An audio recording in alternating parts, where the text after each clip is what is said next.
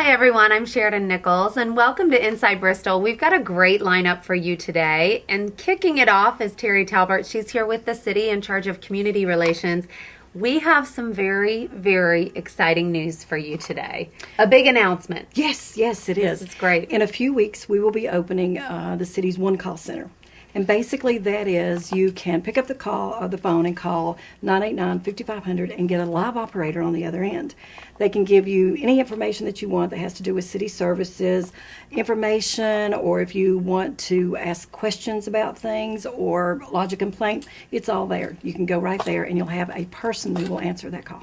I mean, this is huge. I know I've called before just because a neighbor wasn't mowing their lawn, and I was like, who do I talk to? It's hard to figure out because there are a lot of different components within the city. So this just makes all of our lives so easy. It doesn't have to be a complaint. It can be absolutely anything. Or if you just have questions about trash pickup, I mean, it can be absolutely anything. Issue. Yes. So this is great. We sort of need to commit this phone number to our memory. Yes. Or at least maybe put it in our speed dial. I don't know. Hopefully we don't have that many issues. Maybe not the speed dial, but great to know that there's just one number, one call center that will be answering and filtering through and guiding us and helping us as community members. If there's a question that we can answer, and we've talked to every department of the city, and they've given us answers to the basic questions that a lot of people might ask, and we will be answering those questions. But anything beyond our capability, we will forward that call to the exact person you need to talk to. And from that point, after you've talked to them, if you have any other questions, give us a call back, and we'll try to get you through to the right people as well. Now, I'm sure, are there other cities that do this? Or yes, it some basically. do, some don't, I'm sure. Most cities around here are not going quite to the level we are. We also are adding a web portal component to where you can reach the City One Call service 24 hours a day, 7 days a week. Wow. If you don't necessarily need to talk to a live human being on the other end of the phone, then you can go to www.bristoltn.org and go to the One Call tab at the top of the screen and take you right through. And it will take you step by step through what you need to, where you need to go, what you need to ask.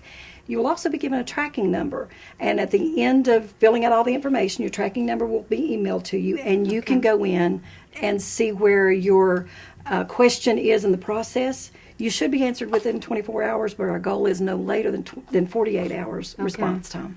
I mean, don't we love technology? Yes. Seriously, this is just amazing, especially the fact that people have options. They can either call or they can get online. And if their question isn't answered online, is there a contact us section or send us your question or whatever? Yes. There's always options. Any option that you possibly can think of. We think we've thought of it and put it on there.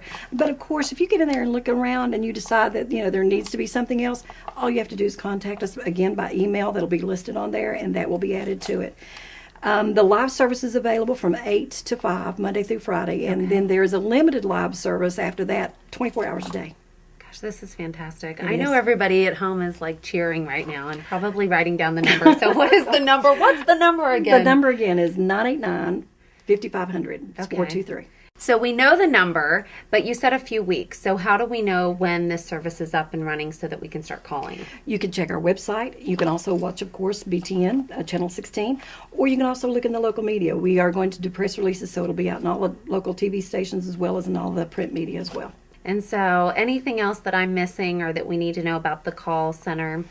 As I say, it's there for anything you possibly want. Of course, 911 is still reserved for emergency calls. Okay. One of the reasons that we did this is 911 gets thousands of calls every year. Mm-hmm. Most of those are emergency, but there's quite a few that are not emergencies. And so we felt like this was another way to free up the 911 emergency center operators and allow the personnel that are here to go ahead and answer those calls and free them up so they can take care of the urgent and critical calls that come in there. Well, and you've been with the city for a long time, so you can really see how a service like this will benefit us. How will it? How will it really help us out? Well, we think right now if you call 989-5500, you get a tree. And one of the things that we wanted to do was to have this a customer-first type of situation to where when people call, they actually get a human being on the other line. Sometimes you just need someone to commiserate with. Yes. And we felt like this was a good opportunity to give a service to the city customers that we'd never had before.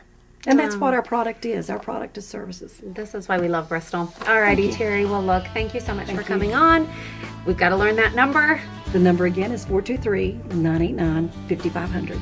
Fantastic. Well, yay, this is something for all of us to look forward to. Thanks, Thank you. Terry. We'll be right back. Welcome back. I'm Sheridan Nichols. For the past couple of months, residents have been working with the city on the Fairmount Neighborhood Plan. Here to tell us a little bit more about those plans and how it's moving forward is Inside Bristol reporter Scott Evans. During this past spring and summer, Bristol, Tennessee city staff spent time working with those living in the Fairmount neighborhood to get an understanding of what those residents see as the strengths and weaknesses of this historic area. Community Development Director Sherry Brown explains. A lot of community input meetings where folks came forward and helped us identify just a huge number of issues, and then through consensus winnow those down into a very short list. From that list, city staff created a long-term plan for the future of the Fairmount neighborhood. The aptly titled Fairmount Neighborhood Plan was approved by the City Council on August 2nd and is now in the first stage of implementation. We are launching into probably one of the biggest efforts to give that neighborhood the change that they wanted, which was eliminate the possibility for more apartments. The first step is to rezone the northerly part of the Fairmount neighborhood from R3, which is a multifamily zone, to the RE zone, which is the established residential neighborhood zone. It will take probably between November and late February for it to become effective, so it's a winter project. There are several steps to this long-term project, and city staff will make every effort to contact affected residents as each phase progresses. Those with questions about the Fairmount Neighborhood Plan are encouraged to contact the Office of Community Development directly at 989-5515. For Inside Bristol, I'm Scott Evans. If you'd like to find out more information about the Fairmount Neighborhood Plan, you can visit us at our website at bristoltn.org. Welcome back to Inside Bristol. I'm Sheridan Nichols, and I've got Mike Musick with me today with Park and Rec. We are so excited. Thanks for coming on the show. Thanks for having us. Always fun to have you here, and always great for the community because you've got a huge amount of information always for us about what's going on with Park and Rec. We've always got a lot of stuff going on. You know, typically, a lot of times when folks think of Parks and Recreation, they really think all the spring and summertime activities. And we had a very busy spring and summer, but it has been an incredibly busy fall so far, and maybe just as busy simply in the month of October as it was the entire summer. There's always something going on. We've got a lot of fun, a lot of things that we do, a lot of ages that we do things with, and makes for a good job, a fun job. I enjoy what I get to do. Well, I always enjoy talking to you, and it is great talking about some of the events that you plan, and just the way that you get the community involved is fantastic. I don't know that a lot of communities around the country do as such a good job as Bristol. You know, it's really neat. It's kind of like the ultimate small town experience. You know, Bristol's a good-sized small town, and we do a lot of things within our department, but we've got a couple of events coming up that we're very excited about, because not only are we kind of pulling some of the strings and making some of the things happen, but we've got so many people involved with them. A couple of the events that we've got coming up, our annual Pumpkin Palooza and Steel Creek Park Shelter Trick or Treat. Which just sounds fun. I'm sorry, but you want to say Pumpkin Palooza. Pumpkin Palooza. It just sounds fun. So you want to get your calendar here. Yes. Definitely put this on the calendar. These are great kid events. 2 events, 1 day. Okay, so that's easy to remember. What day? Saturday, October 29th.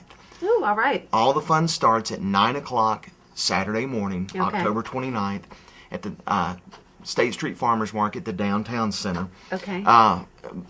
The Believe in Bristol organization jump-started this thing about 14 years ago, and the city has been involved for the past several years. Parks and Rec is involved in it. Can't say enough good things about Christina Blevins and her folks at Believe in Bristol. And all the downtown merchants that they get excited about this event this day. Like I said, starts out from 9 to 11. Bring the kids of any age, down to the downtown center. We're going to have free pumpkins to give out for as long as they last, and we'll probably have 200-300 pumpkins Wow. for kids to decorate. We'll have all the decorating supplies. We're buying the glue, the glitter, the crayons, the fun. markers, the whole shebang. So come out. Is there a contest? There's not a contest. Everybody just kind of, Okay, just enjoys. decorate That's your right. own. No That's competition it. here. How can you judge art after all that? This anyway, is so true. Anyway, we also have a costume parade that day. Oh, how So fun. we want the kids to come out in all their Halloween costumes, and we have some of the best costumes Oh, that I come can't- out for this. And we'll let them parade across stage, and of course, moms and dads are there, and grandparents snapping Oh, cute. pictures, and makes for a lot of fun. There'll be treat bags for all the kids for as long as the treat bags last. And then after the event there, they can go up and down State Street. Several of the businesses are going to be involved, either giving away candy or face painting or something called pumpkin chunkin'. Ooh, I don't know Have what to this check is. what I've that is. never... I don't know either. But See, we have to go now. pumpkin chunkin'. There's only one way to find out, and that's come down to Pumpkin Palooza. Killing Time Gallery downtown is going to be in charge of the pumpkin chunkin'. Oh, that so is neat. we'll have to Okay, check well, that out that You'll day. have to fill me in. We'll find out what's We'll going come on check with it in. I'll bring my pumpkin kids chunkin'. down, and There you we'll go. figure out what this There is. you go. Then that night, really late afternoon, early evening, Still Creek Park. For the past few years, we've been having a trick-or-treat event out there where kids can go from shelter to shelter, getting them all their Halloween goodies in a very controlled, very safe atmosphere. As a parent, one of the things about Halloween, you're always wondering, where's a good place, safe place for my kid to go trick-or-treating? Still Creek Park's your answer. Well, and you're also worried about, am I going to be walking for 20 miles? So it's nice when you Yes. have a place to go where it's contained. Absolutely. We've got the Parks and Recreation Department will be there giving out some goodies. The Bristol, Tennessee Police Department involved, and always glad to have those folks helping us out. And a list of several churches in the area: Calvary Baptist Church, Centerpoint Fellowship Church, Cross Point Church, South Bristol United Methodist Church, Woodlawn Baptist Church. So a lot of churches come out and get involved in the shelter trick-or-treat. And so it's a great time. It's a great way for the kids to go about getting their candy. And, we've got it spread out just enough to where they're also getting some good exercise. So where they can go on their that's sugar it. high in the That's morning it. and then crash in the afternoon and then There get you it go. again at There night. you Well, go. look, we really appreciate you. So October 29th, everybody. Fall Fun for Everyone, 2 events, 1 day, Saturday, October 29th, from 9 a.m. to 11 a.m., Pumpkin Palooza. Everything starts at the downtown center, the State Street Farmers Market, and then 5:30 to 7:30, Shelter Trick or Treat at Still Creek Park. Get your Halloween costumes on. Come out and have a lot of fun on Saturday, October 29th. Alrighty, we will. Thank you. We'll be right back. Thank you so much for joining us today. Again, if you've got any comments or questions or a story you'd like to see on Inside Bristol, we'd love to hear from you, and just go ahead and email us. Have a great week.